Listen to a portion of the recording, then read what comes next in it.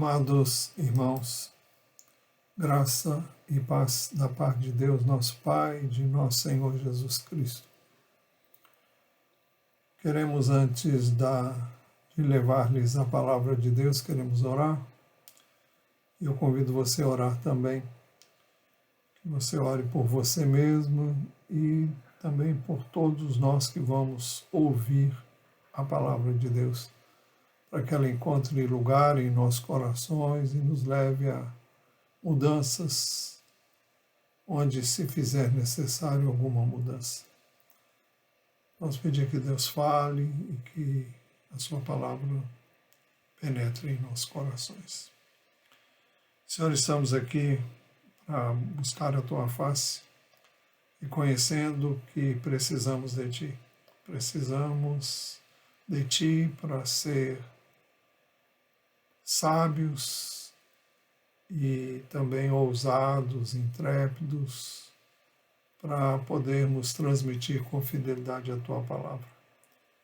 Pedimos que o Senhor nos guie, portanto, nesse tempo e por meio dele o Senhor seja glorificado.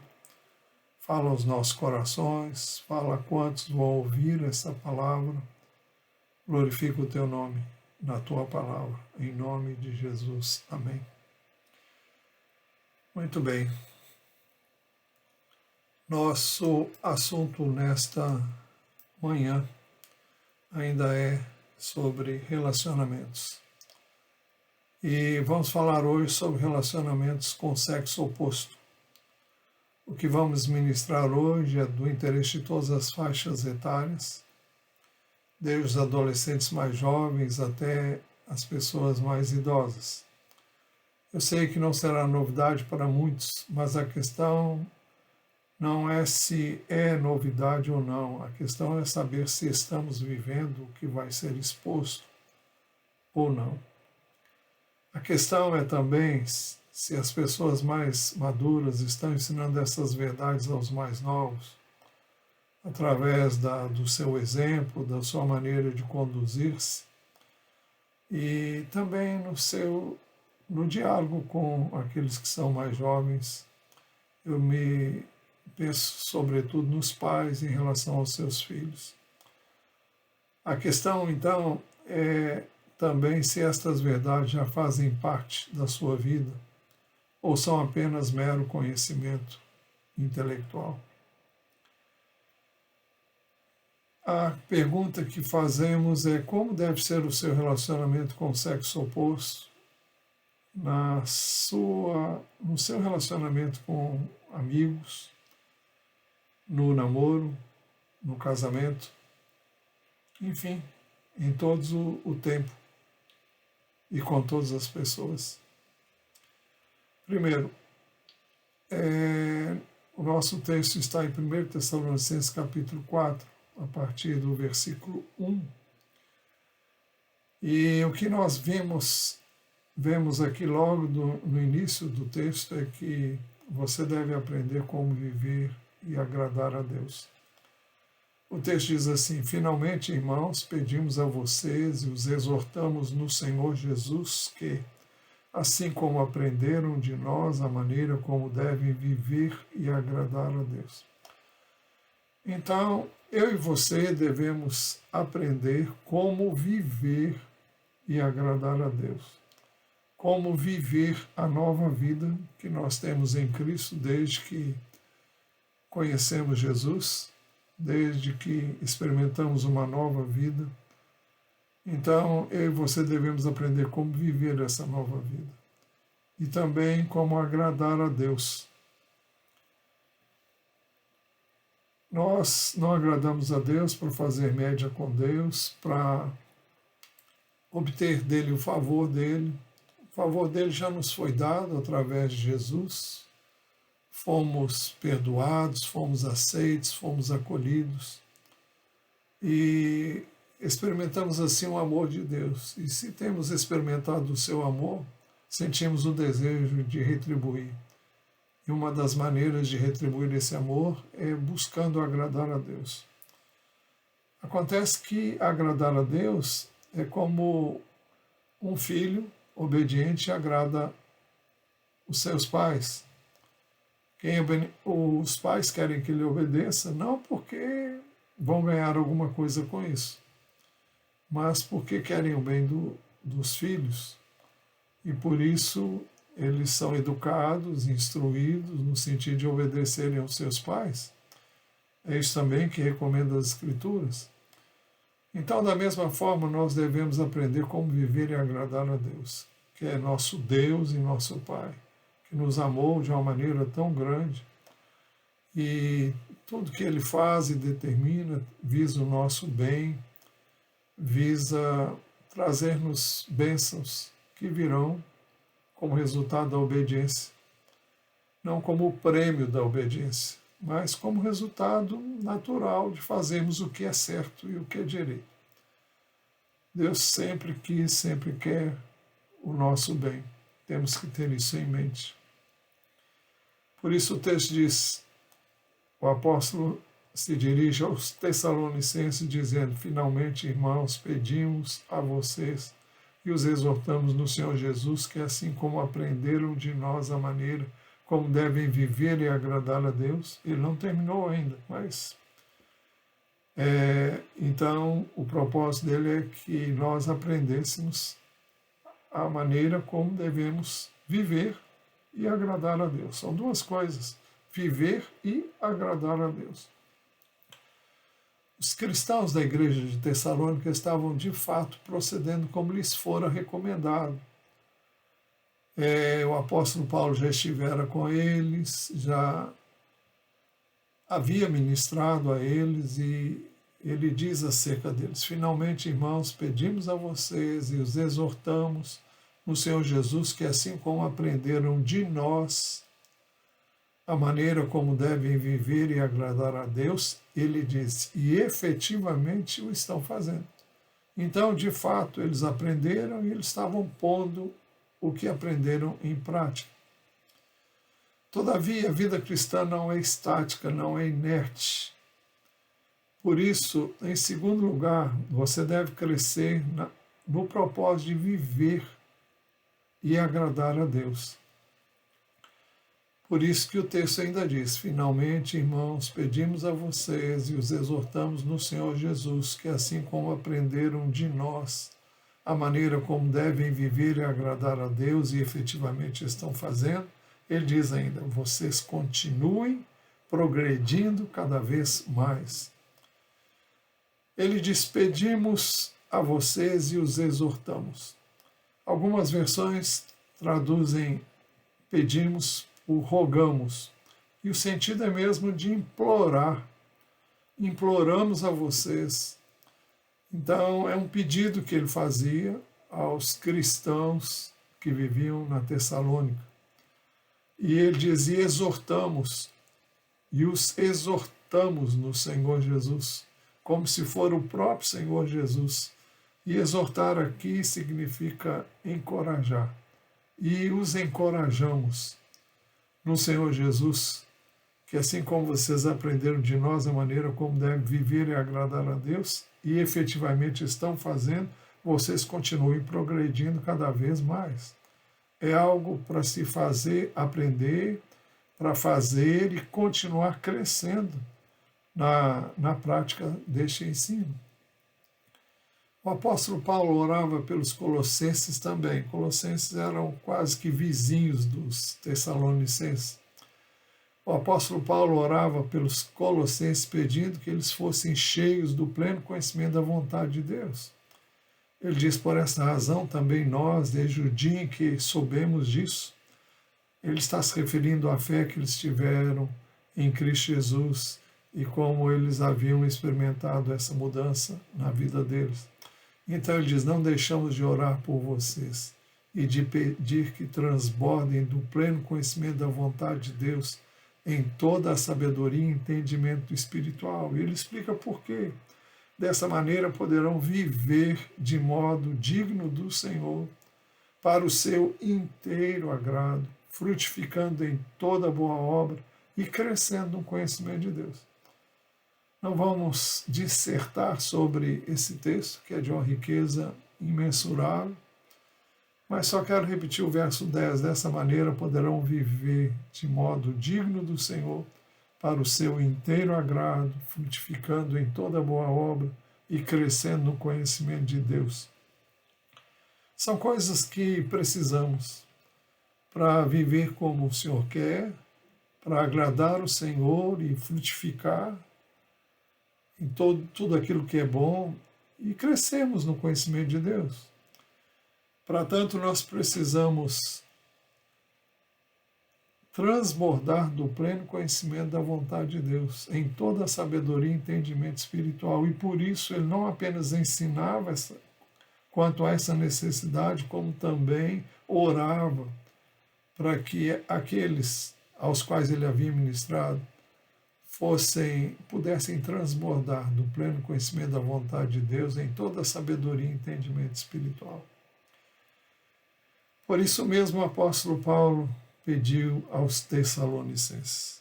Voltamos para 1 Tessalonicenses 4:1. Finalmente, irmãos, pedimos a vocês, ou rogamos a vocês, e os exortamos e os encorajamos no Senhor Jesus, que assim como aprenderam de nós, a maneira como devem viver e agradar a Deus, e efetivamente estão fazendo, vocês continuem progredindo cada vez mais.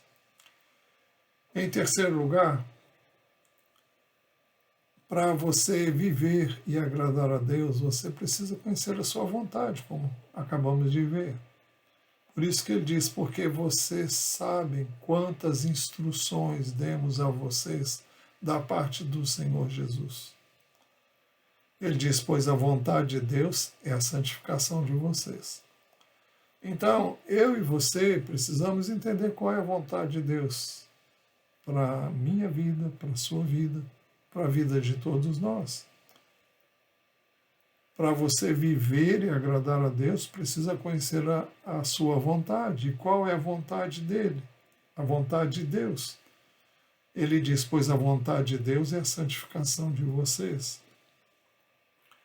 A palavra santo, quando a usamos nos referindo a Deus, significa perfeito, sem defeito, sem pecado, bom, inteiro, completo.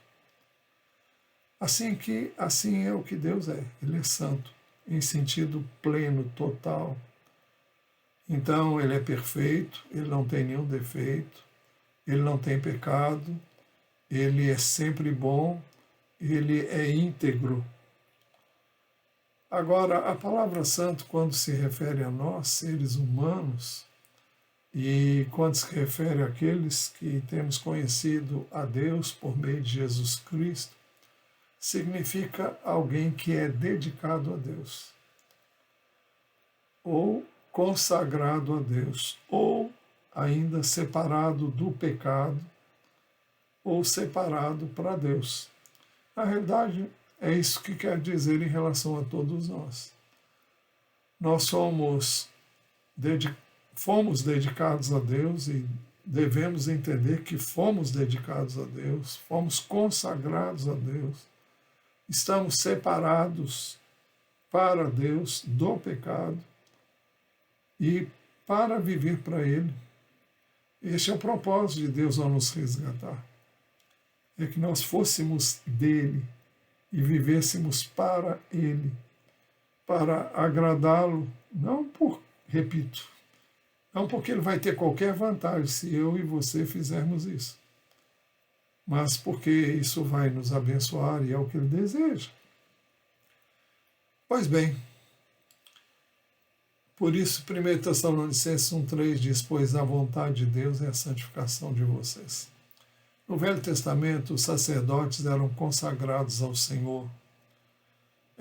Êxodo 39:30, na versão da NVI, diz assim, fizeram de ouro puro o diadema sagrado e gravaram nele como se grava um selo, consagrado ao Senhor.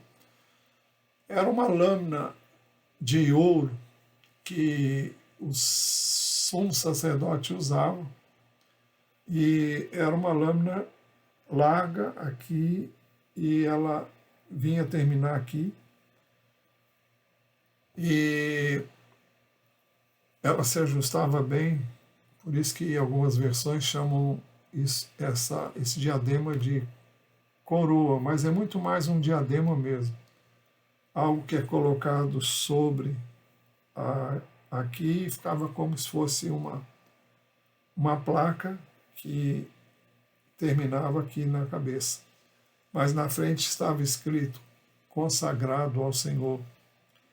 Uma outra versão, melhores textos no hebraico e grego, diz assim, a mesma coisa. Fizeram também de ouro puro a lâmina da coroa sagrada, e nela gravaram uma inscrição como a gravura de um selo, Santo ao Senhor.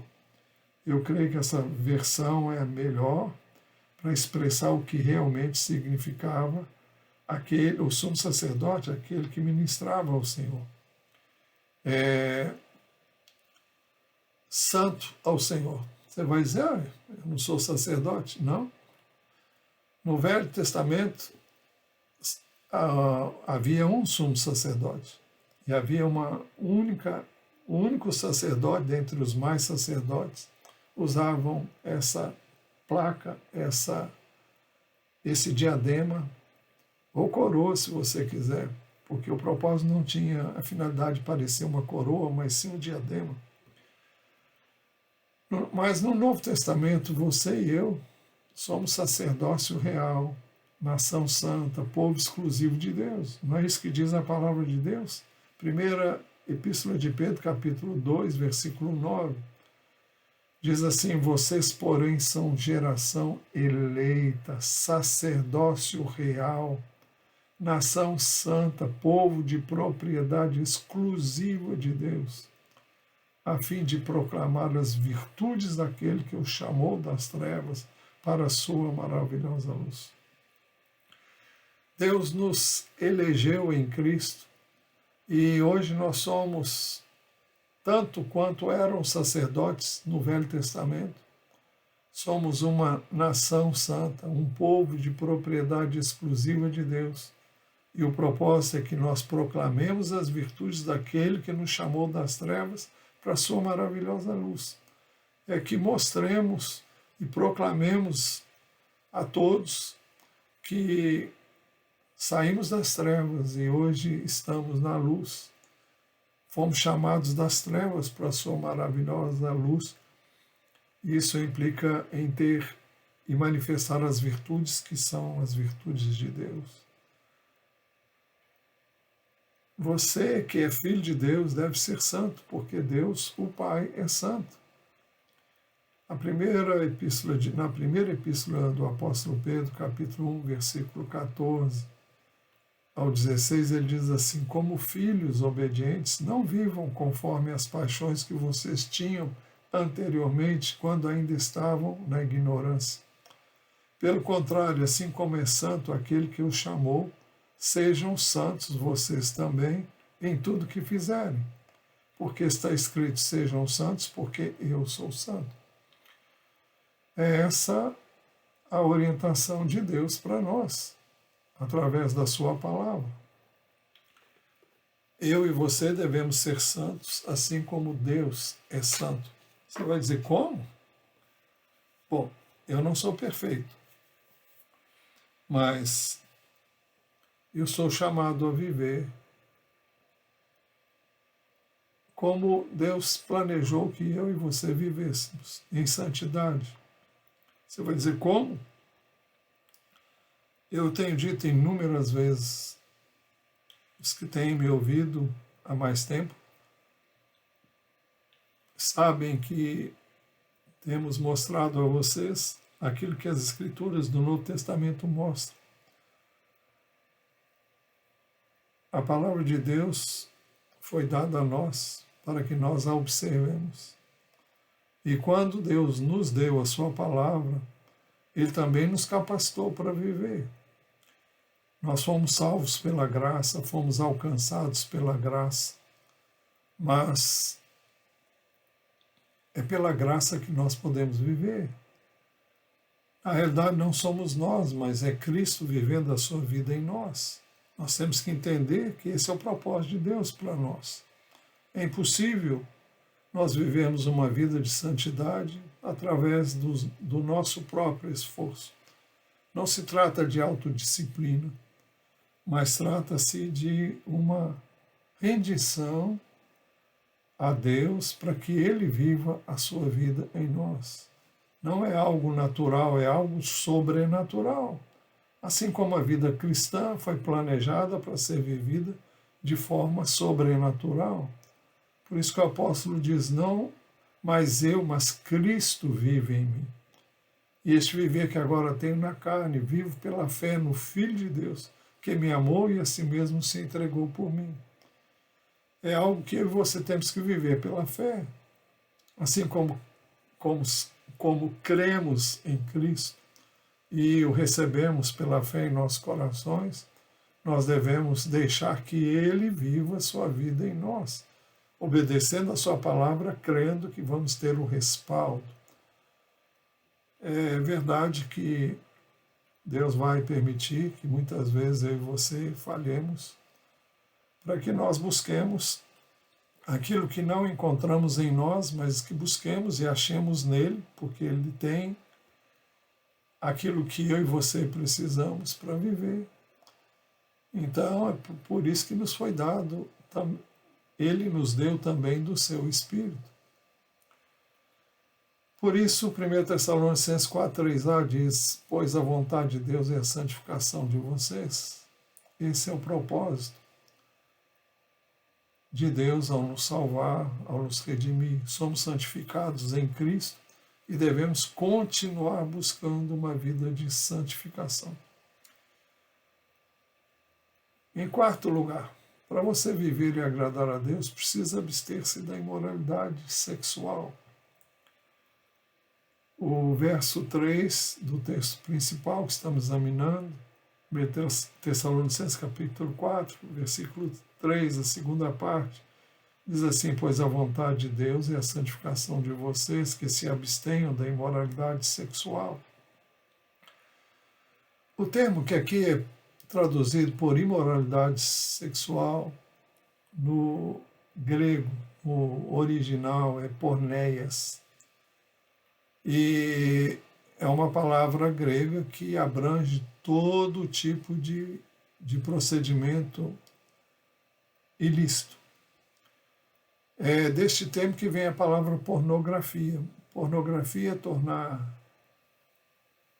é escrever sobre aquilo que vai despertar em mim e em você coisas que não são legítimas. Quando pensamos nessa palavra porneias, porneia ou porneias, dependendo de onde ela é usada, isso inclui a pedofilia. Estamos ouvindo de forma estarrecidos o número de pedófilos que são presos na prática da pedofilia. Também essa palavra porneia significa todo tipo de abuso sexual. Isso fala de pessoas que são violentadas sexualmente falando, fala de abuso sexual realizado por pais, e pessoalmente conheço já ouvi inúmeros casos e já ouvi pessoas narrarem para mim abusos que sofreram quando eram criança e coisas que se prolongaram por muito tempo, levando as pessoas a experimentarem uma série de traumas que levaram pela vida toda. Fala também, a palavra porneia fala de todo tipo de ato sexual ilícito, como a fornicação, que é a prática sexual entre solteiros, que a Bíblia condena, que a Bíblia não muito pelo contrário, a Bíblia mostra como um pecado grave que deve ser evitado. o adultério. O adultério é a prática sexual fora do casamento por pessoas que são casadas normalmente, ou com pessoas que são casadas. O incesto é a prática sexual entre membros da mesma família. Essa palavra inclui também o homossexualismo, embora quando se fala disso se use uma palavra específica. Isso inclui a zooerastia, também chamada de zoofilia, ou de bestialidade sexual, que consiste no ato sexual de humanos com animais. Eu, quando era criança, eu ia num lugar onde eu passava as férias, era uma fazenda. Naquela época eu achava uma fazenda enorme. Mais tarde eu fui no mesmo lugar e vi que era um lugar tão relativamente pequeno comparado com a minha ideia que eu tinha quando criança. Mas era muito comum as pessoas que moravam ali terem relações com animais, com cavalos, galinhas, e as galinhas, quando alguém fazia isso com elas, elas começavam a sangrar até morrer.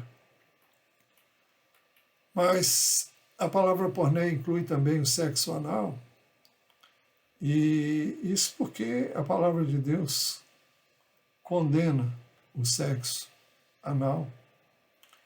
Inclui todo tipo de perversão sexual. Então, quando falamos em porneia, por isso que o texto é traduzido como imoralidade sexual.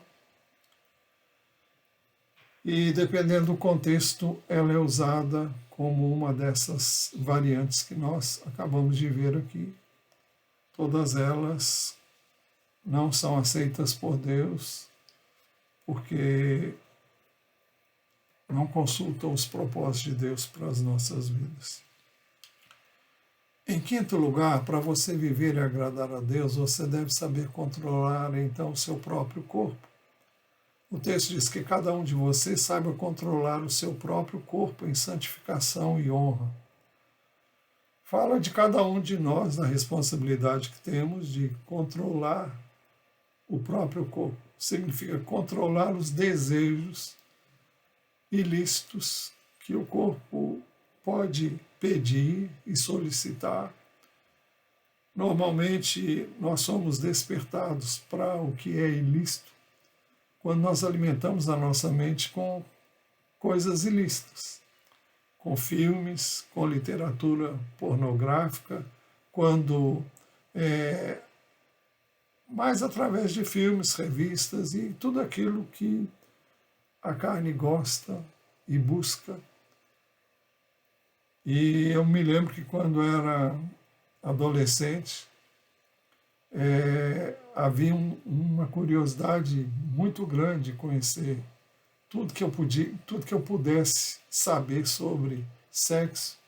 E normalmente você sempre encontra pessoas que vão ensinar você a conhecer matérias e materiais que não são aqueles que eu e você deveríamos fazer.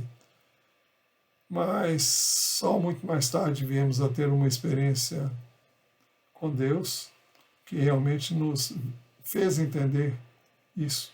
Embora, mesmo quando eu ainda era bem novo, eu sabia que essas coisas não estavam certas, mas havia aquela curiosidade de conhecer não só a literatura, como fotografias e coisas que tais. Hoje a internet está aí para invadir a mente e o coração daqueles que estão sedentos pela prática da imoralidade. Então o corpo não é para a imoralidade, mas para o Senhor e o Senhor para o corpo. É isso que a palavra de Deus nos diz em 1 Coríntios 6,13. Nós lemos ali assim: os alimentos são para o estômago e o estômago existe para os alimentos. Mas Deus destruirá tanto o estômago quanto os alimentos. Porém, o corpo não é para a imoralidade, mas para o Senhor e o Senhor para o corpo.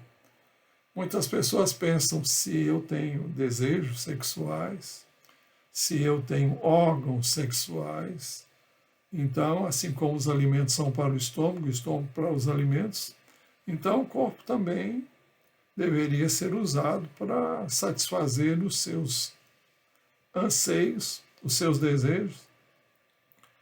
Mas ele diz que o corpo daquele que conhece a Deus, aquele que foi retirado das trevas e trazido para sua maravilhosa luz, não é para a imoralidade, não é para a prática da porneia, mas para o Senhor e o Senhor para o corpo.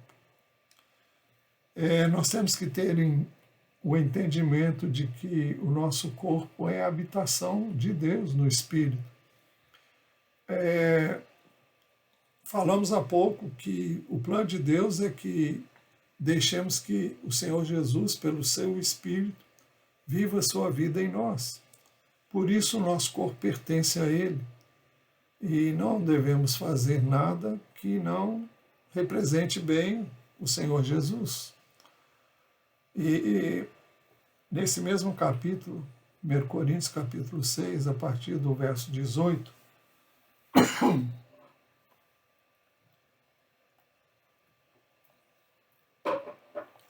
1 Coríntios 6, 18 a 20 diz assim: fujam da imoralidade sexual. Qualquer outro pecado que uma pessoa cometer é fora do corpo, mas aquele que pratica imoralidade sexual peca contra o próprio corpo. Será que vocês não sabem que o corpo de vocês é santuário do Espírito Santo que está em vocês e que vocês receberam de Deus e que vocês não pertencem a vocês mesmos? Porque vocês foram comprados por preço. Custou o sangue de Cristo na cruz do Calvário. Agora, pois, glorifiquem a Deus no corpo de vocês. Agora, você pode pensar, mas se você vê isso como uma carga, um peso, você está totalmente equivocado, porque a vida cristã não foi planejada para ser um peso. Eu e você somos tentados o tempo todo. Somos tentados o tempo todo, de dia, de noite. E muitas coisas nós podemos evitar, outras, quando você vê, você está diante de coisas que vão despertar o seu corpo e os seus desejos para práticas ilícitas. Se alguém disser que não tem esses desejos, eu fico pensando se realmente essa pessoa é de carne e osso como eu sou. Você não precisa procurar, essas coisas aparecem. Essas coisas, de repente, você se vê face a face com elas e elas despertam desejos que você não é obrigado a ceder, nem a fazer, porque a graça de Deus nos é dada para o nosso perdão, para a nossa salvação, para termos a vida eterna, mas também para não pecarmos. Deus não iria mandar eu e você fazermos uma coisa para a qual Ele não nos capacitaria. Jesus morreu para que nós fôssemos libertos da escravidão da carne. Romanos 6,6 diz assim: sabendo isso, que a nossa velha natureza foi crucificada com Ele, para que o corpo do pecado, esse corpo que gosta de pecar, seja destruído. Como? Não se trata de destruir o corpo, mas significa anulado, significa mantido em sujeição. E ele diz: e não sejamos mais escravos do pecado. Os desejos vêm, mas eu não sou obrigado a fazer. E isso não é porque eu tenho a capacidade em mim, mas porque eu quero, eu escolho fazer isso e Deus vai me capacitar. Aí entra a questão de orar, vem a questão de você ler constantemente a palavra de Deus para que estes ensinos estejam entrando em você e façam parte da sua vida. Você vai experimentar sempre o conflito entre a vontade de Deus e a vontade da sua carne. Mas o poder para vencer lhe é dado através de Jesus Cristo. E o que você precisa é alimentar continuamente o seu espírito através da renovação da sua mente, através da oração, confessando a sua incapacidade, pedindo a Deus que Ele dê mais e mais do seu espírito para você fazer o que você sabe é a vontade dEle. É por isso também em Romanos 6, 12 a 14, nós ficamos sabendo que os nossos corpos devem ser dedicados a Deus, como estamos vendo desde o início. Portanto, não permitam que o pecado reine em seu corpo mortal, fazendo com que vocês obedeçam às suas paixões, ou seja, aos seus desejos. Também não ofereçam os membros do corpo ao pecado como instrumentos de injustiça, mas como pessoas que passaram da morte para a vida. Ofereçam a si mesmos a Deus e ofereçam os seus membros a Deus como instrumentos de justiça, para a prática do bem, para fazer o que é certo. Porque o pecado não terá domínio sobre vocês, pois vocês não estão debaixo da lei, e sim da graça. Pelo fato de não estarmos debaixo da lei, e sim da graça, nós recebemos poder para vencer o pecado, para triunfarmos sobre ele. Não sou eu, não é você, é o Senhor em você. E nós temos que agir confiados em que Ele vai nos dar graça. Não temos que nos expor a situações nas quais nós vamos ser tentados. Quando você faz isso, o Senhor não tem nenhuma responsabilidade de dar nenhuma ajuda a você. Se você sabe que tem determinadas situações que vão levar você, podem levar você a pecar, e você se expõe a essas situações, se você se expõe a ver filmes eróticos, se você se expõe a ver materiais pornográficos na internet, ou através de filmes, ou através de qualquer outro meio, você está alimentando a sua mente e você não vai ter o respaldo de Deus para não pecar. Eu não estou dizendo que nenhum de nós é impecável, mas eu estou dizendo que implica no entendimento do que Deus quer, da vontade dEle e de um desejo sincero de agradar a Deus, não por seu expediente, não por sua força, não por sua disciplina, mas através de humilharmos continuamente diante de Deus, dizendo: Deus, eu não quero pecar. Eu não quero pecar contra ti. Por isso, em sexto lugar, para você viver e agradar a Deus, deve relacionar-se com a sua própria mulher de maneira santa e honrosa. Que cada um de vocês aprenda a viver com sua própria mulher de maneira santa e honrosa. Por que essa tradução? Porque o texto permite que você traduza de três maneiras. A primeira, nós já vimos, é que cada um de vocês, vamos lá, que cada um de vocês saiba controlar o seu próprio corpo. Por que aqui é traduzido por próprio corpo? Porque a palavra controlar o seu vaso. E vaso pode referir-se ao seu corpo próprio, por isso que a tradução normal é assim, mas existe uma outra maneira de traduzir, e a tradução é essa: que cada um de vocês aprenda a viver com sua própria mulher, com seu próprio vaso, de maneira santa e honrosa. Aqui se refere ao homem que tem a sua esposa e ele deve viver com ela de maneira santa e honrosa.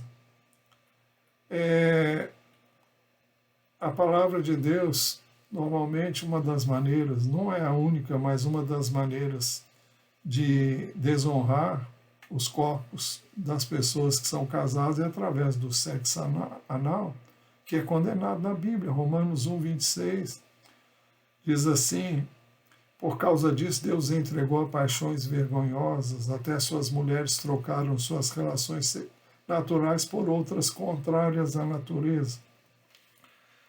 Eu sei que alguns podem dizer que se refere ao o homossexualismo feminino, porque o verso seguinte fala do homossexualismo masculino, assim como diz assim no capítulo 1 de Romanos 1, 26, agora vamos ver o verso 27.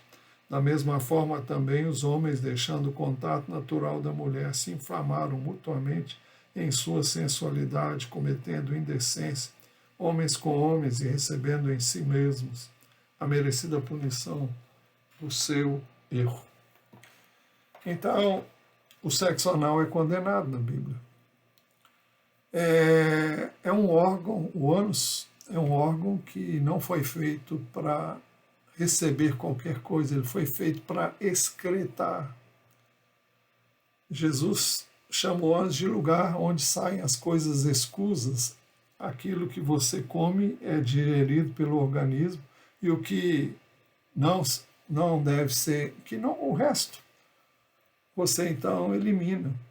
Então, o ânus foi feito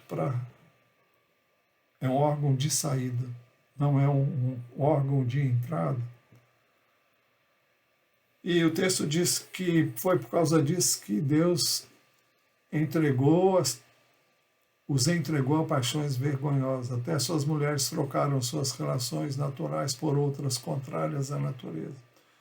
Eu sei de muitas mulheres que não querem esse tipo de relacionamento de jeito nenhum, porque já vieram falar comigo, dizendo a sua dificuldade, mas os seus cônjuges como que as obrigavam e insistiam nessa prática. E o fato é que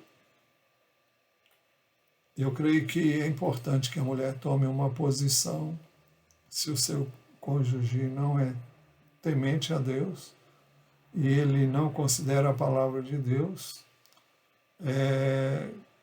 eu creio que você pode tomar uma posição, não dizendo para ele que xingando, se erguendo para acusá-lo, você não pode esperar se ele não é cristão. Você não pode esperar dele um comportamento de cristão, e nem sempre o cristão, aquele que não é bem instruído na palavra, pode também querer que as suas mulheres cedam aos seus desejos nessa área. Eu poderia discorrer sobre isso durante muito tempo, mas eu não vou falar. Não vou entrar em detalhes porque o propósito da mensagem hoje não é esse. As práticas sexuais ilícitas são vergonhosas. Efésios 5,2 diz, pois aquilo que eles fazem em segredo é vergonhoso até mencionar. São coisas que as pessoas não têm coragem de publicar. E quando eu digo que eu tenho sabido de situações, é porque as pessoas estão muitas vezes vivendo uma situação que elas não sabem o que fazer. Em sétimo lugar, para você viver e agradar a Deus, você deve namorar, conseguir esposa de maneira santa e honrosa. Que cada um de vocês aprenda como conseguir esposa. Você vai dizer, mas é o mesmo texto, sim, permite também essa versão.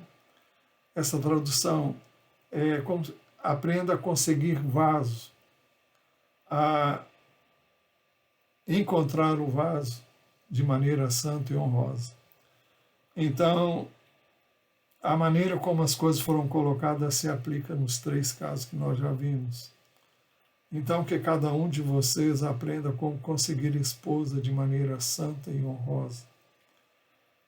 Um dos propósitos do casamento é evitar a prática da imoralidade. O texto diz, digo que por causa da imoralidade, estou lendo 1 Coríntios 7,2. Digo isto que por causa da imoralidade, cada homem tem a sua esposa e cada mulher tem o seu próprio marido. Isso para evitar a imoralidade. Então a questão é como se consegue uma esposa, como se consegue um marido. de maneira santa e honrosa? Bem, você deve conseguir esposa ou marido através de um relacionamento sadio, santo, sem moralidade. Inúmeras vezes temos falado sobre esse assunto e a experiência mostra, primeiro, no aconselhamento pastoral e em uma vivência de uma vida inteira.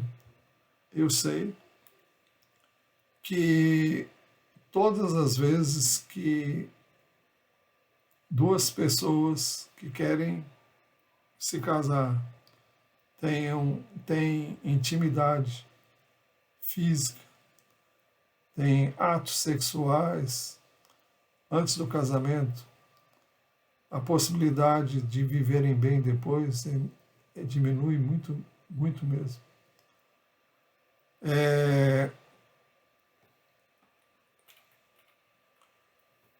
Isso por uma razão muito simples. Não vamos também discorrer, porque não é o nosso assunto específico hoje. Mas quando duas pessoas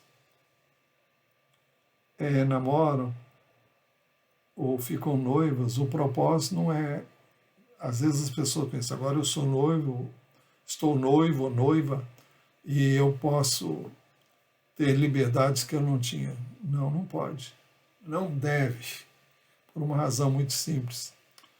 Você não conhecerá o seu cônjuge, ou seja, o seu futuro cônjuge, como você deve, se você tiver determinadas liberdades.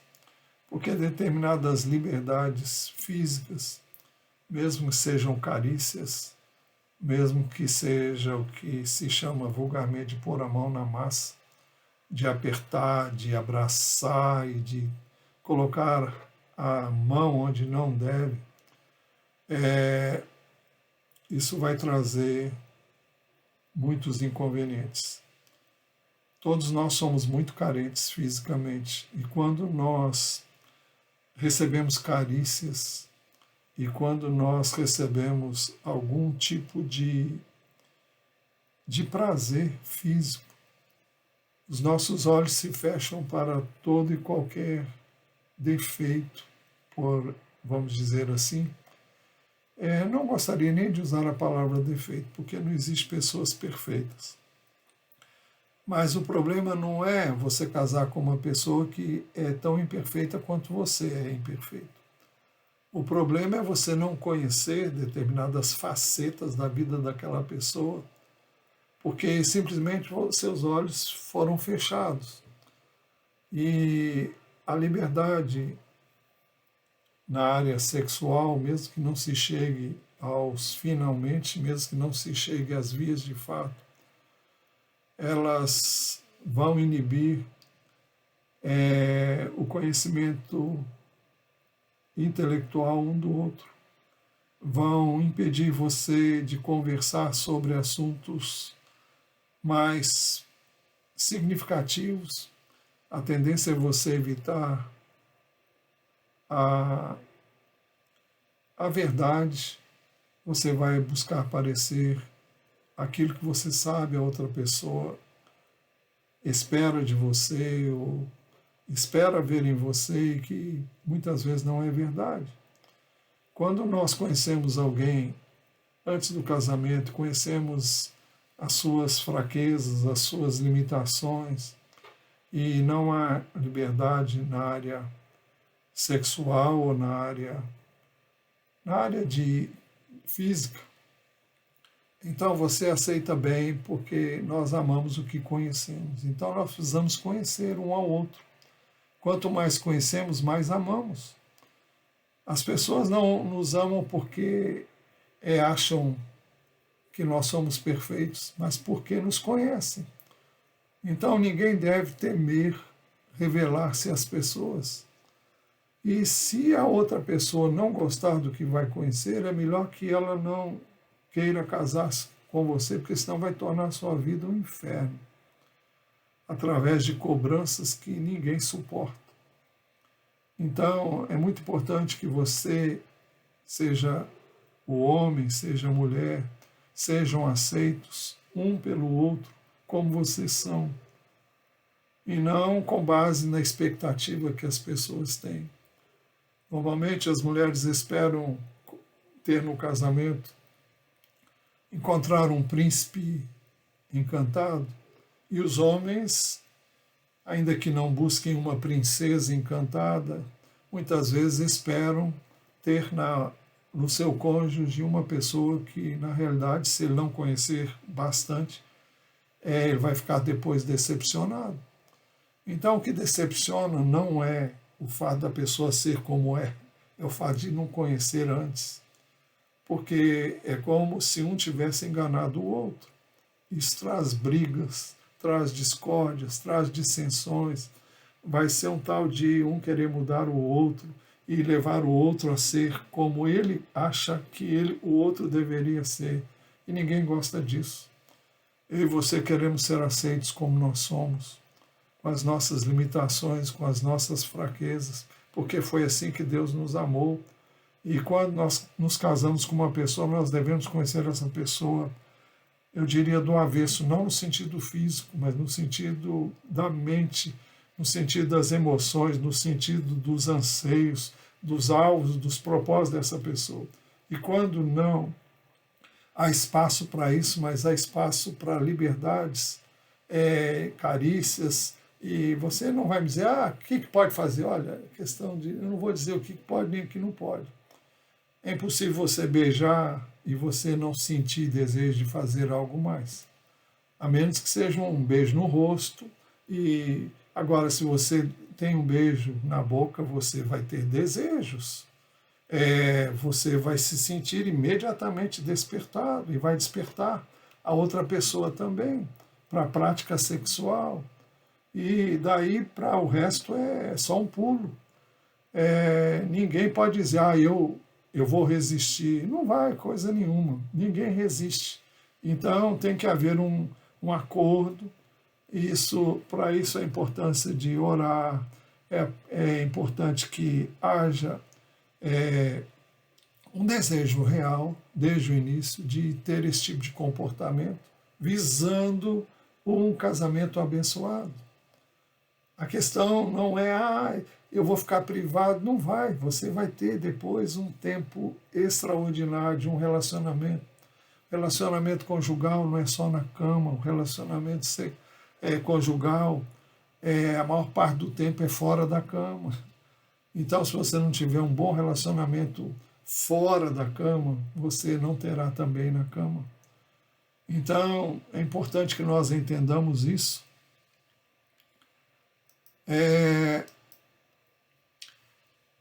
Então, os maus desejos não devem prevalecer. Eu vou me apressar agora, porque o tempo já está escoando.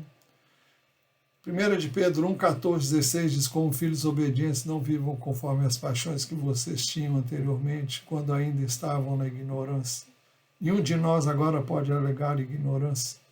Pelo contrário, assim como é santo aquele que os chamou, sejam santos vocês também em tudo que fizerem, porque está escrito: sejam santos, porque eu sou santo. Então a vontade de Deus para você é a sua santificação. Por isso que logo no início nós vimos, pois a vontade de Deus é a santificação de vocês. Então, para concluir, você deve aprender como viver e agradar a Deus. Finalmente, irmãos, pedimos a vocês e os exortamos no Senhor Jesus, que assim como aprenderam de nós a maneira como deve viver e agradar a Deus, e também, para você viver e agradar a Deus, você precisa conhecer a sua vontade. Por isso que ele diz também no verso 2, porque vocês sabem quantas instruções demos a vocês da parte do Senhor Jesus, pois a vontade de Deus é a santificação de vocês. Vamos ter isso em mente.